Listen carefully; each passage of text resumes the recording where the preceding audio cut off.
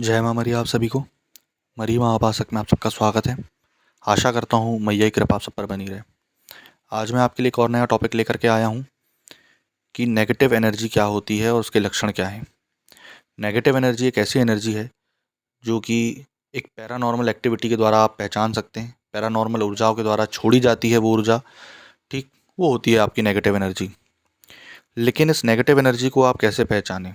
आपके घर पे है ये या आपके ऊपर है, या आप कैसे पहचान सकते हैं? इसके क्या लक्षण होते हैं?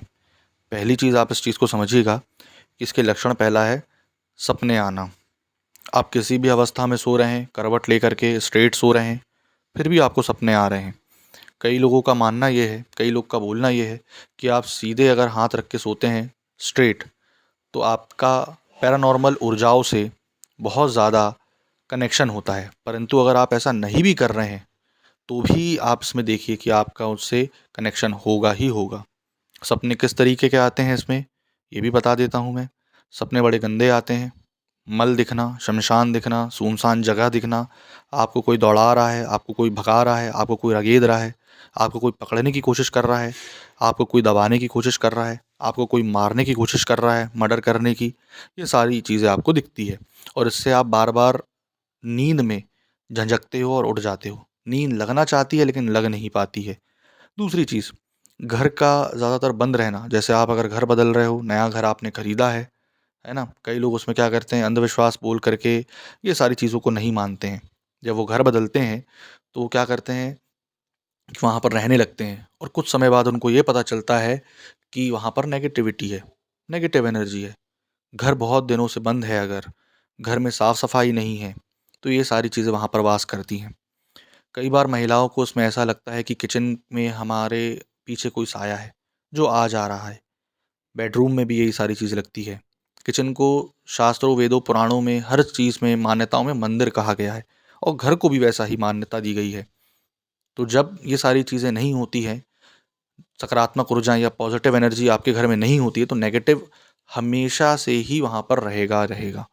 क्योंकि जैसे आपने घर बदला, ठीक, और आपके घर पे पहले से कोई रह रहा था, उसने अपने देवी देवता, कुल देवी देवता को उठा करके लेकर के नहीं गया, तो वो आपको किसी ना किसी तरीके से इंडिकेशन देंगे, उसको परेशान करेंगे, आपको परेशान करेंगे। तो घर बदलने के पहले सबसे पहले ये आप देख लें कि हाँ, सामने वाला व्यक्ति जो घर पे पहले रह रहा था, वो अपने देवी देवता या तामझाम जो भी उसने भाई पूजा पाठ का सामान है वो लेकर गया है वापस कि नहीं, ठीक। क्योंकि ऐसा नहीं होता कि फ़ोटो बस उठा करके हमने लेके चले गए तो देवी देवता चले गए, या मूर्ति उठा करके दूसरे घर लेकर चले गए तो देवी देवता चले गए। उसको उठाने की पूरी प्रोसेस होती है, पूरे नियम होते हैं, पूरी चीज़ें उसको समझकर करना होता है। दूसरी चीज़, अगर आपके घर के आसपास खंडहर टाइप की जगह है, या आपका घर ही अगर खंडहर जैसा आप बना रहे हो, क्योंकि आप वहाँ पूजा पाठ नहीं कर रहे हो, ठीक, कुछ खुशबूदार अगरबत्ती माता या बाबा के नाम से नहीं लगा रहे हो, तो वो खंडहर टाइप बन जाता है। बाथरूम हो चाहे कुछ भी हो, ठीक, तो वो जो कोनों पर लेकर के, ठीक, कोनों से लेकर के पूरे घर को खंडहर बनाने लगती है। उससे भी नेगेटिविटी का वास होता है और नेगेटिव एनर्जी आपको तंग करने लगती है, परेशान करने लगती है। दूसरी चीज़, अगर आप नियमित रूप से दुर्गा चालीसा, दुर्गा स्तोत्र, माँ काली के स्तोत्र, बाबा भैरव के स्तोत्र, है ना, बगलामुखी स्तोत्र, बगलामुखी के मंत्रों का जाप नहीं कर रहे हो, या किसी भी शक्ति का जाप नहीं कर रहे हो, तो आपके घर के अंदर नेगेटिविटी आ जाती है। क्योंकि कई बार ऐसा होता है कि आप घर बंधवाते हो, तो घर बांधने वाला सही नहीं होता, या घर नहीं भी बंधवाते हो तो वो क्या नेगेटिव एनर्जी अट्रैक्ट करती है। क्योंकि आप ऑफिस से जब घर आ रहे हो, ठीक, तो आपके पीछे क्या क्या आ रहा है आपको नहीं मालूम होगा ना।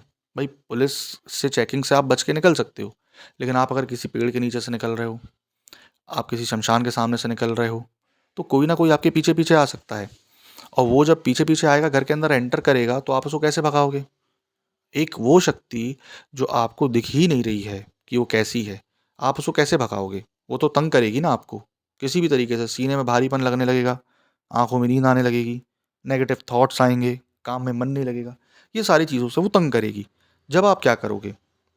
तब इसलिए जब आपको ये सारी चीज़ तंग ना करे, इसी कारण से आप क्या करते हो, सुबह पूजा पाठ करके निकलते हो, सुबह जाप करके निकलते हो, घर में आते हो तो फिर ये सारी चीज़ें करते हो, जाप करते हो। ये सारी चीज़ें होती है। और नकारात्मकताएँ जो होती हैं, वो उससे ज़्यादा भी कुछ कर सकती हैं। सुनसान जगह से निकलने के बाद, घर आने के बाद इसलिए हाथ-पैर धोया जाता है, कि सारी दरिद्रता हटे। ये सारे जो लक्षण हैं नेगेटिव एनर्जी के होते हैं। नेगेटिव एनर्जी आपके अगर कंधे पर, बॉडी पर, हाथ पर, पीठ पर, पैर पर कहीं भी बैठी होगी तो आपका वो अंग डिफेक्ट करते जाएगी। हो सकता है वो उस जगह बीमारी बना दे, ठीक? और ये सब आपको कैसे पता चलेगा? जब आप रिपोर्ट करवाएँगे, चेकअप करवाएँगे डॉक्टर से जा कर के, आपको हर चीज़ नॉर्मल दिखेगी और हर चीज़ नॉर्मल मिलेगी, लेकिन आपको वो दर्द बना रहेगा। डॉक्टर यही बोलेगा पेन किलर लो, ठीक हो जाएगा, लेकिन वो ठीक नहीं होगा। ये सारे लक्षण जो होते हैं नेगेटिव एनर्जी के होते हैं। नेगेटिव एनर्जी आपको मानसिक तौर पे भी प्रताड़ित कर सकती है, क्योंकि जब आपके साथ ये सब होगा, जैसे लड़कियों के साथ होता है, जिन खबीस जो होते हैं उनसे संभोग करते हैं, तो वो मेंटली भी इफ़ेक्टेड होती हैं, मेंटली भी प्रभावित होती हैं, रात-रात भर सोती ही नहीं हैं। अब ये सोचिए कोई एक सामने वाला व्यक्ति जब उनका रेप कर रहा है और वो उसको दिख भी नहीं रहा, तो उसके मन में क्या बीतती होगी बच्ची के मन पे। ये सारी चीज़ें जब वो करती हैं नेगेटिविटी, तब क्या होता है, तब ही हमें पॉज़िटिव एनर्जी को पकड़ना पड़ता है। पॉज़िटिव एनर्जी मतलब बाबा भैरव, माता महाकाली, इनके स्तोत्र, इनका वर्णन, इनका जाप जब आप करेंगे घर पे, ठीक? मैं ये नहीं बोल रहा हूँ कि इनका ही करिए, आपको जो दैविक शक्ति लगता है कि मेरे को ये पार नैया मेरी करवा देगी, उस पार ले जाएगी भवसागर के, आप उसको पकड़िए, उनके मंत्रों का जाप करिए, उनके स्तोत्रों को पढ़िए, तो आपके घर में ये नहीं होगा। आपके घर में अगर बहुत ज़्यादा नॉन-वेज बन रहा है, तो आपस में लोग लड़ेंगे ही लड़ेंगे, ठीक? अगर आपके घर पे पूजा-पाठ नहीं हो रही है, तो घर पे नेगेटिव एनर्जी आएगी ही आएगी और ये सारी चीज़ों को घर पर बाँध दिया जाता है, जिससे वो बाहर नहीं निकल पाती। कई लोग होते हैं जो घर बाँधते हैं, तो वो बाहर से बाँधना चालू कर देते हैं। अरे बेवकूफ़ो! जब आप घर को बाहर से बाँध दे रहे हो, तो नेगेटिविटी तो अंदर ही रह गई, इसलिए अंदर से बाँधना चालू करते हैं घर। अंदर से बाँधते-बाँधते बाहर आते हैं, ताकि क्लीन करते-करते झाड़ू लगाते हैं ना जैसे, शीतला माता के नाम से, तो अंदर से झाड़ू लगाते बाहर जाएँगे, ताकि वो सारी चीज़ें हटें। ये सारे जो मेरे को कुछ लक्षण लगते थे कि आप सबको बताना चाहिए, मैंने वो बताए। आशा करता हूँ आपको जानकारी पसंद आई हो। जय माँ मरी।